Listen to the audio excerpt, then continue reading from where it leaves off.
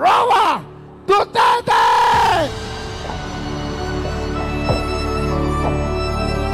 Lights, please, lights.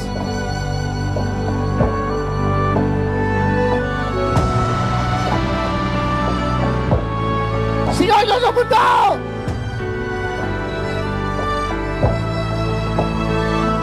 Ang nagmalasakit, nagmahal.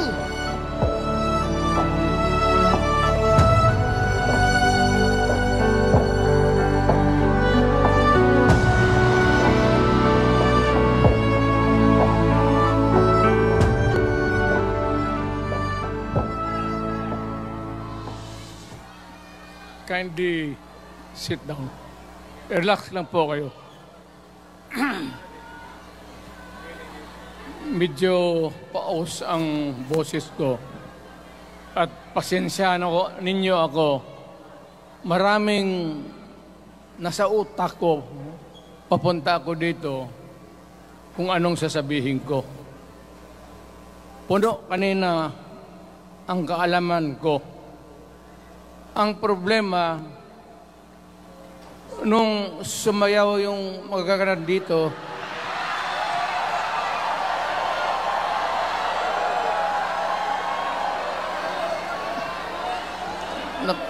nakalimutan ko. Matanda na rin kasi ako. Ano ito? Meeting de Avance? Alam mo, nung unang panahon, wala naman tayong kamuang-muang, wala naman tayong kalaban, wala namang nagagalit sa atin. Pumunta ang Espanyol at inagaw ang ating lupa, hinirang. For 400 years, nagtiis ang Pilipino subjugated by foreigners.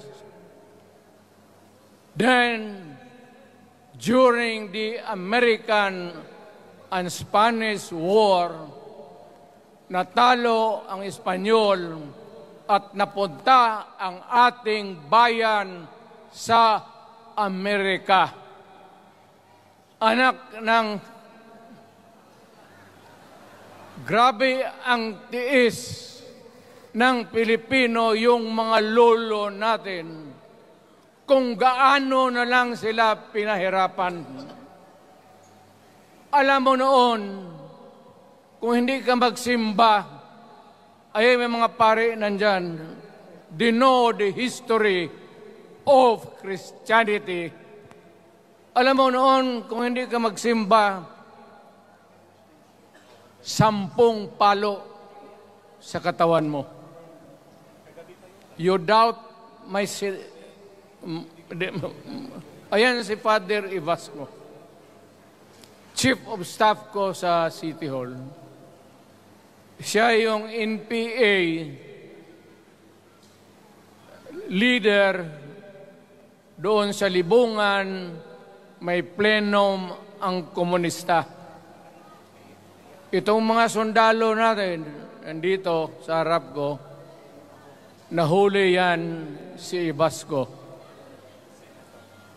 At ako naman ay fiscal noon, pumunta ako sa Katitipan para i-administer ko yung oath niya, yung statement niya kung totoo o hindi.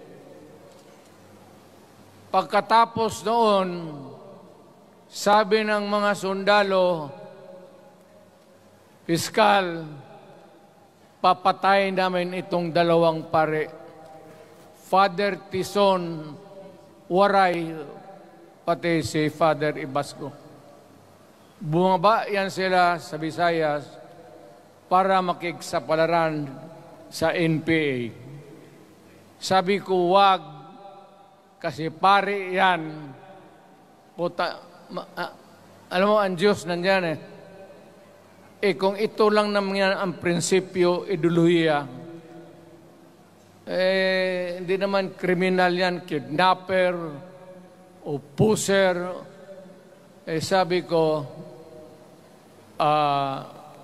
kulungin na lang ninyo.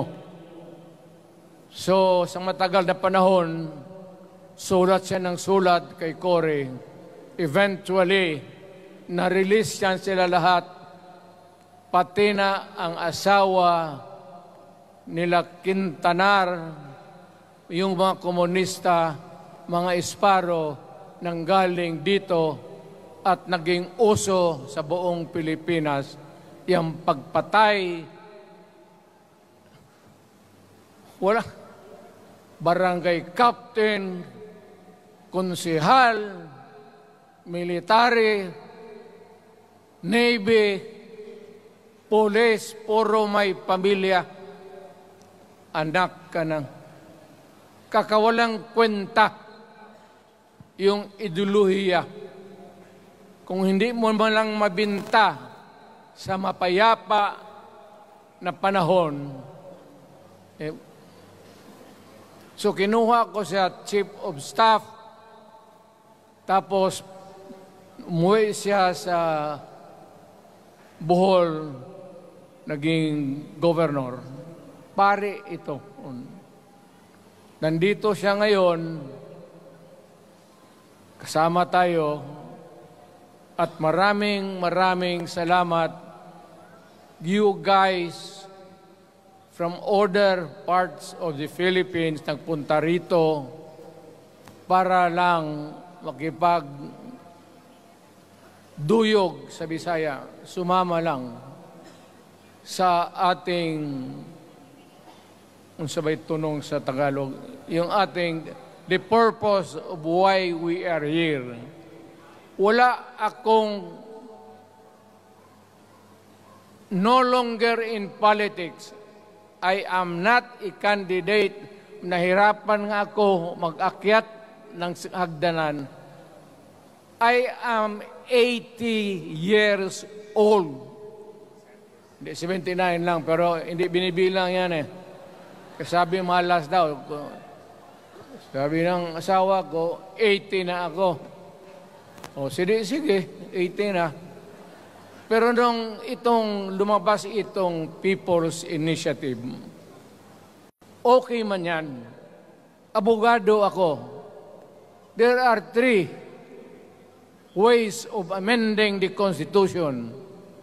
Mag-constitutional convention, mag-election tayo sa political districts ng representante para sa assembly to convene there and propose changing or modification of our Constitution.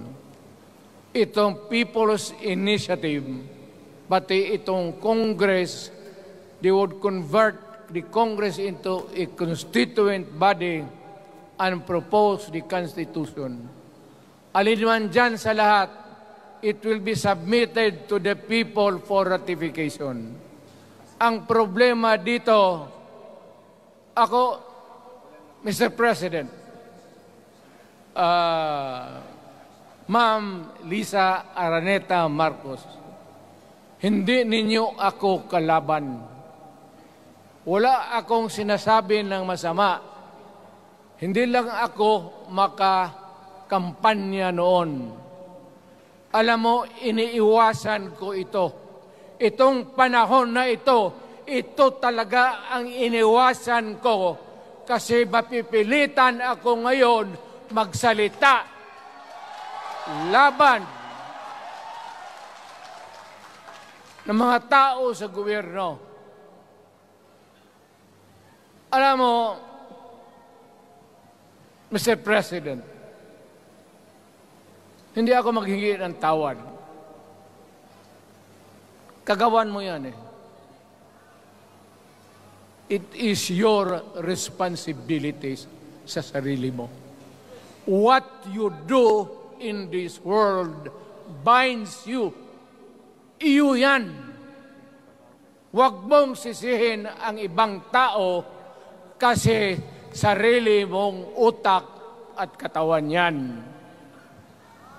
Nung ako'y mayor, pinakitaan ako ng evidence ng PDEA. Doon sa listahan, nandoon yung pangalan mo. Ayaw kong sabihin yan kasi magkaibigan tayo. Kung hindi magkaibigan, magkakilala. Ikaw pumapasok kayo ng alanganin. Mr. President, baka susunod ka sa dinaanan ng tatay mo. Diyan ako takot. Ayaw ko mangyari sa iyo yan. Pabor lang, ako namang nagmamakaawa kasi it will divide the nation at madugo itong panahon na ito. Alam mo, Mr. President, sabihin ko maya sa tao kung ano ka. Noong unang panahon, hindi tayo puro Bisaya, nagkita-kita doon sa Luzon. There was a community of Filipinos. Galing Visayas, galing Ilonggo, galing Waray, galing Mindanao, galing Hulo, galing Lanao, Cebu, Samar, at Taas, Pampanga, Apare. Nagkita-kita yung mga minono natin. Kasi hinawakan tayo ng Espanyol, pati Amerikano.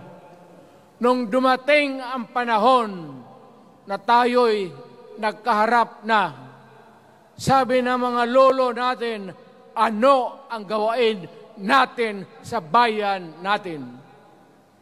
Pwede ba tayong magbarangay-barangay lang o magkaisa tayo? Di na bale, iba-iba ang salita natin. It was agreed by the Filipinos then of all walks of life, Ma-Ilocano, Ma-Cebuano, mga taga Mindanao, they agreed to form a constitution. Alam mo, yung constitution parang bahayan sa tao. May poste. Sabi natin, magawa tayo ng magandang opisina where we can meet and talk about the destiny of this country. Doon, they agreed na may malaking bahay, may poste, mga malaking poste, at may mga muebles at kwarto, living rooms and all. Ang usapan na from time to time, lumalaki na ang bayan at magdagdag tayo ng mga opisina sa mga opisyal. Maganda yun. Bahay yun. Mga sahig, nandyan lahat. Lamesa, desks, chairs, and everything. Wala tayong pinag-usapan na sirain yung bahay na yun. It was intended for posterity at inabot sa atin yung konstitusyon na yan. Although it was amended and modified, but it is still the fundamental law since 1935 hanggang ngayon.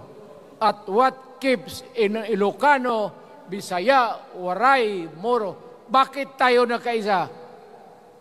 Magkaiba ang salita natin, ang pagkain, iba. Ugali, iba. Bakit tayo andito ngayon? Dahil sa isang bahay. Yung bahay na yan, yung papel, the Constitution. Ngayon, ang Constitution is supposed to be a permanent thing. Ang batas na binigay ng Constitution sa Congress, sa lawmakers, they can make laws every day, modify, change it if they want, every week. Okay lang yan. Huwag ninyong pakialaman ang Constitution kasi yun ang bahay opisyal ng Pilipino. Anak ka ng... Bakit pumasok sa utak ninyo yung People's Initiative? Anong nakain ninyo? There's nothing wrong with the Constitution right now. The environment in the Philippines seems to be positive, okay. Wala namang problema. Araw-araw, nakikita tayo. Punta Maynila, marami akong kaibigan, mga brad ko, mga classmate ko. Okay ang buhay natin. But suddenly, nandito yung people. Alam mo, sa umpisa pa lang, nagdududa na ako. Bakit? People's Initiative manggaling sa tao.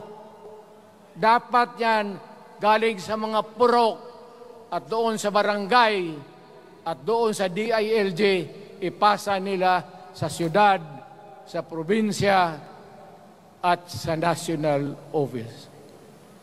Dito mga congressman,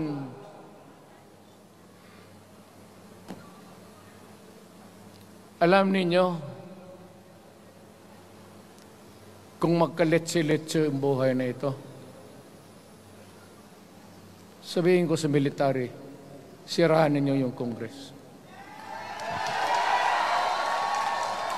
Magastos, nagbabayad tayo, nag-usek-usek sa kwarta. Sige pamayad para People's Initiative. So, what is the motivation? Galing ba sa puso ng tao yung pinipirma niya? Hindi yung pirma niya yung petition para ito, kaming nagsipirma dito, pumayag na merong pagkaiba ngayon sa Constitution. Pirma lang, pati pera. Anong klase yung putang inang yun? Ganon na lang ang tingin ninyo sa Pilipino. Pagka ganon, maghiwalay-hiwalay na tayo. Kayong taga Luzon, pumunta na yan sa Mindanao, mag-declare na lang tayo ng independence separate. Bakit binababoy ninyo ang bayan natin? Ako naging presidente. Ako naging mayor. Ako naging congressman. Ang sinasabi ko sa inyo, putang ina.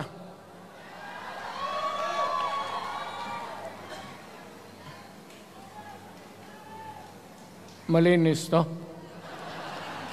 Baka ihi mo ito, ha?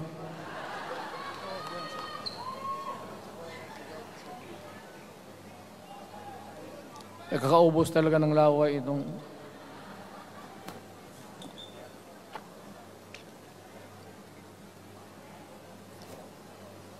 What do you expect? The national government, particularly ang Malacanang, anong gusto ninyong response? Niwala kayong mga seminar na ganon. You never educated the Filipino people. You want the Filipino to remain ignorant para you can do what you want with the country. Yan ang totoo. Kasi ginagago ninyo para walang alam ang taong bayan. Well, kaming nakapag-aral at may alam kundi, Hindi katanggap-tanggap yung ginagawa ninyo. Sa umpisa pa lang, binibili na ninyo yung signature ng Pilipino. Yun ba ang People's Initiative? You know, national, provincial, city, munisipyo, then the barangay. Yan ang echelons ng power sa gobyerno. Hindi naman ninyo gigamit ang barangay at binigyan mo ng 20 milyones isa't isa sa kanilang mga congressman. At binibili ang Pilipino. Alam ninyo kung ano yan? Kaluluwa ang ninyo ang binibili ng taong bayan. Hindi ako mapayag ng ganon. Nakapag-aral ako, hindi naman ako ignorante. Bakit ka mag-people's change? Ang problema ninyo, ganito. Hindi pa, pauna. Ang malas ng Pilipinas, every president, almost all, pag naupo na dyan sa Malacanang, walang ginagawa kung mag-isip ang mga putang ina kung paano pahabain ang termino nila. That's the problem. Bakit ganon kayo? Ang demokrasya may eleksyon. Para naman, tignan ninyo, Presidente Osmeña Bisaya. Ang napaalaala ko pa, Garcia Bisaya. Then Magsaysay Ilocano. Then si Quirino Ilocano. Ganon dapat. Ang election is a cleansing process. Gumagalaw yan. Huwag mong pigilan. Ngayon, kung ikaw nandyan, naupo ka, you stop the process of governance, hintuin mo, kasi mo ang termino, gusto mo. Sabi ko nga sa iyo, Mr. President, kaibigan kita, Bingbong. Pag pinilit mo ito, lalabas ka ng Malacanang kagaya noong panahon na pinalayas kayo.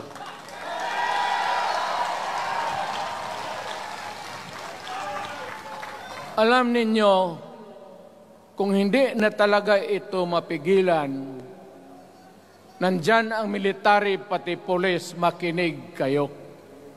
Pag-aralan ninyo kung ano yung pinapakain nila sa taong bayan. At pagka nakita ninyo kung ano ang mali, you correct it. Nasa inyong kamay na yan. Ganito yung plano. Presidential, tapos parliament. Ang presidential, lahat kayo, ako, ikaw, lahat, hanggang doon, nagboboto, direct vote to elect a president. Itong parliament, prime minister lang ang magboto, yung mga assembly who are the congressmen now. Putang ina ninyo, wala akong tiwala sa inyo. Wala kayong prinsipyo, bukang pera kayo lahat. Yan ang totoo. Kaya gusto ko, pag nagka-letse-letse nga, pumasok ang military, palitan ninyo lahat. Arestuhin ninyo kasi nagsasayang ng pera at yung ginagastos nila is a fraud, swindling ang ginawa nila. You must account for the wasted money, for the money that you bought the signature of a Filipino. Bribery.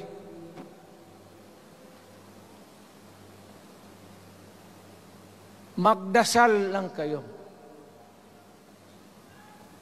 If by the grace of God, mabalik ako,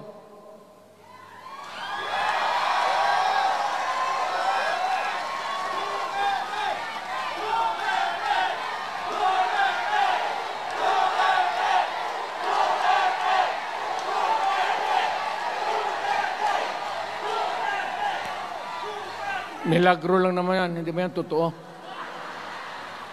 Utang ina ko mabalik ako, arestuhin ko kayo lahat for the swindling of the Filipino people. You committed fraud. Pinagsayangan ninyo ang pera namin. People's Initiative does not involve buying the vote or the signature of the Filipino. Talagang mga wala kayong prinsipyo, mga putang ina ninyo. Yun naman, baski ano ka, diyan katagal ako, yan o. Yung sa likod ko, umupo ako diyan. Vice Mayor ako. Diyan, Mayor ako, pinakamatagal. Naging congressman ako.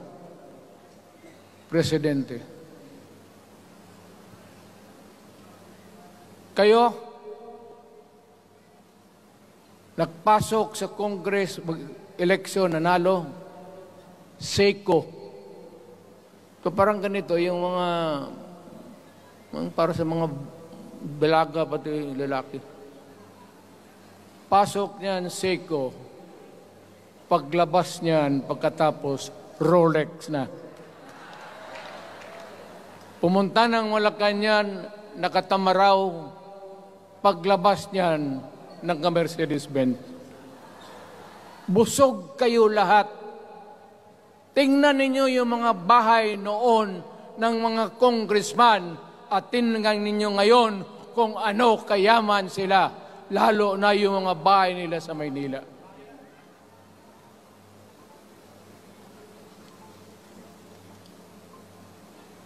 Wala kayong masabi sa akin. Alam mo bakit diretsahan ako magsalita? Ninipahat, wala ako. Paglabas ko sa Malacanang, lipad ako dito. Pumunta ako sa bahay ko para mag-retire. Ayaw ko sanang bumalik. Ayaw ko na. Matanda na ako. Putang ina, napapandol lang ako dyan eh. Kaya lang, marami akong magandang naisip kanina papunta dito. Kaya yung sumasayaw lang kasi yung mga ali. Nabakante tuloy, nakalimutan ko kung ano ko nang sabi. Tangina. Huwag kayong magpaloko.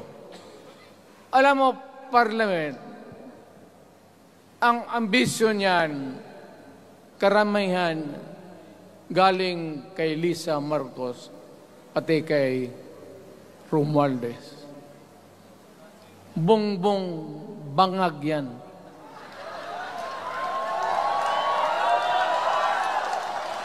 That's why sinasabi ko na sa inyo ngayon, si Bongbong Marcos bangag noon, ngayong presidente na, bangag natin ang presidente. Kayong mga military, alam ninyo yan. Lalo na yung nasa Malacanang. Alam ninyo. The Armed Forces of the Philippines, alam ninyo. May drug addict tayo na presidente, putang inang yan. Ayun ang, bakit ako nagkaroon ng kaso ng ICC? Sabi nila, pinapagpatay ko raw yung mga drug user at drug addict. Mabutit na lang, wala na ako sa pwesto, baka kasali ka pa. No, Mr. President, pinilit ninyo kami. Kayo yung sa Bisaya, kinikitoy mo yung Pilipino. You are testing the waters. Not even. You are, pushing to the limits ang pasensya ng Pilipino. Huwag mong gawin yan. Huwag mong gawin yan, huwag mong ituluyan kaya magkagulo. Pag hindi namin napilitan kayo sa mga rallies, sa aming mga boses, ang sentimento namin, ako'y sinasabi ko sa military, nag-hemorrhage ang bayan, gastos dito ng gastos doon. Tapos kung mag-speech, ang pinag-usapan ang putang inang pobreng Pilipino. Gastos dito, gastos doon. Mga military, maawa kayo sa bayan. Pag hindi namin kaya, gawin na ninyo. Gawin ninyo, kawawa ang Pilipinas.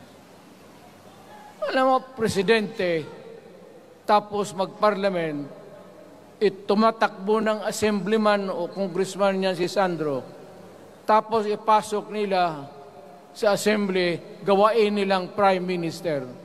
Yan nga ang sakit ng Pilipino. You want to perpetuate yourself in power at the expense ng buhay ng bayan. Mabuti sana kung bright kayo.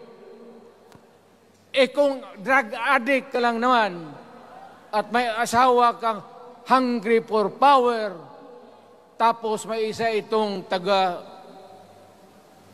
Leyte, gusto siyang mag-prime minister at gawin niya itong bongbong, diyan ka lang, ako ang bahala. Ceremonial president ka na lang. Ako na ang magpatakbo ng bayan sa parliament. Yan ang plano nila. Yan ang hindi talaga matanggap natin. Kalukuhan niyang putang ina. Huwag kayong, alam mo, bakit ako makipag-away ng presidente? Marami siyang sundalo. Kaya natin, kayong pumalag, pero there is always a time for everything. May panahon na ikaw ay sikat. Sa ayaw mo at sa hindi, may panahon ka talagang bababa dyan sa Malacanang. Gaano katagal ka man to hang on to the power, that is for God to decide for the nation. Kami, patayin ninyo, wala na akong silbi. Tapos na ako, naging presidente na ako. Nakatikim na ako ng pag-upo ng silya dyan sa Malacanang. Ganoon na lang ang ang alaga ko sa bayan. Alam mo ba, tanungin mo yung lahat ng senador, magbisita sila, isang kanin, isang pork chop o isda, sabaw. Noong panahon ko, sabi ko, yan lang ang mapakain ko sa inyo. Walang steak kasi mahal yan. Hindi natin pera itong kinakain natin. Yan ang totoo. Magtanong kayo ng taga-Malacan dyan. Hindi ako nagpabibida. Sinabi ko lang, huwag ninyong kalimutan, Mr. President, ang delikadesa. Mahirap yan. Magkaroon tayo ng... Ngayon, mula naman, yun naman lang ang dapat lang pagpintuhan natin. Huwag kayong pumayag dyan. Binabastos kayo. Alam bakit? Bakit nadalhin tayo sa parliament? Anak ka na. So pag doon, kontrolado na nila, pati yung anak na assured na maging... Yan nga ang mahirap eh. Lahat na maging presidente, ang pamilya nila, walang inisip kung hindi paano titira dyan hanggang sa matapos ang panahon. May I remind you, itong election, papalit-palit ito. Para sa lahat, mayroong Ilocano, may Bicolano, may Bisaya. Hindi mo pwedeng suluhin yan. The election is a cleansing process. It does not, it's never the intention of the whoever wrote the Constitution na ikaw, isang Pilipino, taga-Paway, taga-Batangas, taga-Davao, ikaw, Rodrigo Duterte, nandiyan ka na, huwag ka nang umalis. It was not the intention of the lawmakers. Demokrasya tayo, Mr. President. Huwag mong kalimutan na isang term ka lang pagkatapos bababa ka na. Pag ayaw mong bumaba, utang ina magkagulo ang bayan, sabihin ko sa inyo. Ngayon, nakikinig kayong mga military. Gusto ninyong iwasan ang dugo? Kayo lang ang makapigil nito. Putang ina, pigilan mo yung kalukuhan na yan. Pagka hindi itong rally na ito, it will multiply all over the Philippines and there will be trouble. Ako ang nauna kasi galit ako. Dumaan ako ng presidente. Not even for a minute did I think or was thinking of extending my term even for one day. Nung natapos ako sa araw na yon, bumaba ako, sumakay ako, lumipad ako dito sa Davao. Ikaw, Mr. President, hintayin mo yung 6 year, kalimutan mo na yung kay Romualdez, kasi yan ang magpahamak sa iyo. At maraming magagalit sa iyo, pati na ang militar. Kaya hindi na ako magtatagal. Yun lang ang dasal ko. Reject. Protect the Constitution.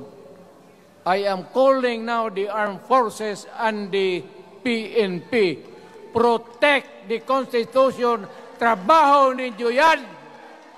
Huwag ninyong kalimutan. Kami, inyong dapat, you should worry about the nation. The millions of Filipinos. Huwag kayong mag-isip lang ng isang pamilya. Putang ina. Ilagay ninyo sa utak ninyo yan. Bahala kayo. Balang araw, magsisihan.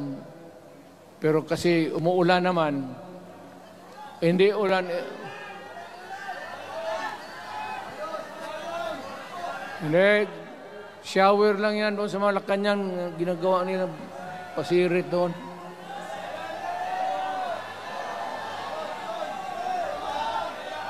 Wala naman rin akong masabi.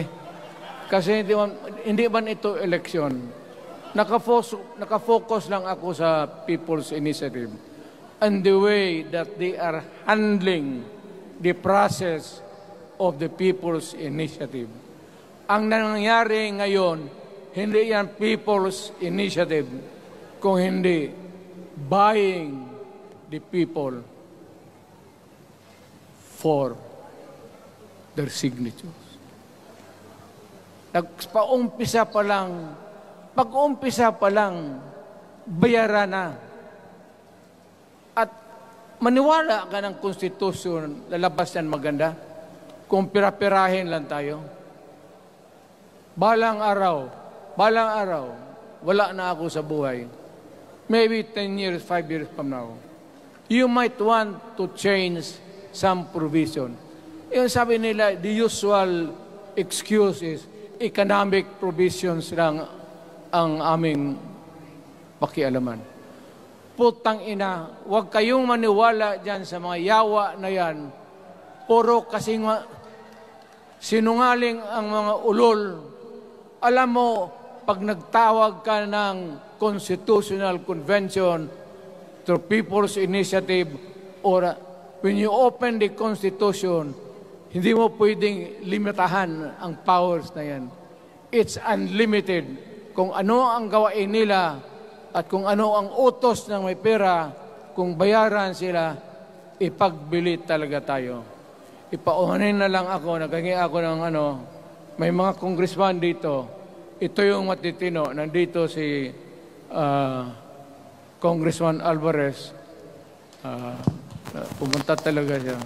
Hindi man kasi niya ako hinayaya. Kapupunta sana ako ng Tagum. Para lang Ako galit talaga. Bakit mo putang ina? Siga. Bakit? Bisaya pa makumutan ko na imong naong. Magharap ka sa akin, ganoon ko yung mukha mo. Bakit? Bakit bigyan mong problema ang Pilipino? Ano ang kasalanan ng Pilipino at gumagastos kayo, binibili milyon ng milyon, kayong mga congressman, putang ina, istapa yan. Swindling yan. Kaya sabi ko, by stroke of faith, nabalik ako dyan sa Malacanang. Kayong lahat, kagaya ng Marcelo, ng tatay mo, Bongbong, kayong lahat, congressman, nandoon kayo sa Krami. Ipasok kayo ng 2 taon para leksyon ninyo. Hindi ka maleksyon ng kalukuhan ninyo. Wala. Hindi pa nga naayos ang kati. Ano bang, what's wrong with the Constitution? Tell me. Kung hindi yung inyong ambisyon. The real purpose itong constitutional changes sa People's Initiative is really to perpetuate those who are in power. Yan na lang ang ganyan ninyo. Marami akong sabihin, maybe kung patayin nila ako, putukin yung eroplano, wala na tayong magawa. Ngayon, kung sino, alam mo na kung sino, yung sa Malacanang, yun ang aristuhin ninyo. Sila nag-umpisa ng kaguluhan ito. Ladies and gentlemen, I am very thankful na nandito kayo, mga Tagalog, Bisaya, at taga-Maynila. And I hope that we will continue to love our country. Magbigay sila na pera, tanggapin ninyo, pera ninyo yan. Hindi ba ninyo na sa isip ninyo? Bigyan kayo ng 1,000, 100, tanggapin mo, pera ninyo yan. Pati yung sa bulsa nila, kinakain nila, at pinagbili ng bahay kung saan-saan, pera ninyo. So, make sure na bago kayo lumabas lang naman sa mundong ito, may panahon lahat, mamatay tayo. Mag-iwan kayo ng isang prinsipyo. Sabi ninyo sa mga anak ninyo, tinanggap ko yung pera kasi pera natin ito, ibili natin pagkain. Pero yung prinsipyo natin, huwag natin ipagbili. Yan ang iwan mo sa mundong ito para sa mga anak ninyo. At yan ang dadalhin mo sa langit. Pagka sinabi ni San Pedro, anong nagawa mo? May ginawa ako para sa bayan. Tapos magsabi sa San Pedro, ano pa? Yung mga ibang bagay na ginawa mo, mga kasalanan, mga kabit, ganon. Sabihin mo kay San Pedro, San Pedro, nandito ako sa langit para makipag-isa sa Diyos. Pag hindi ka tumahimik, yung manok mo, hawakan ko, ilambos ko yan sa ulo mo. Putang ina ka. buksan mo yung puwertahan at papasok tayo, magkita-kita tayo sa langit. Lahat kayong hindi nabili, sigurado ako, langit kayo. Kaya basing anong kasalanan ninyo, okay na yan. May guarantee na kayo yung passes. Mahalaga yan as a matter of principle. Prinsipyo sa tao. Maraming salamat po.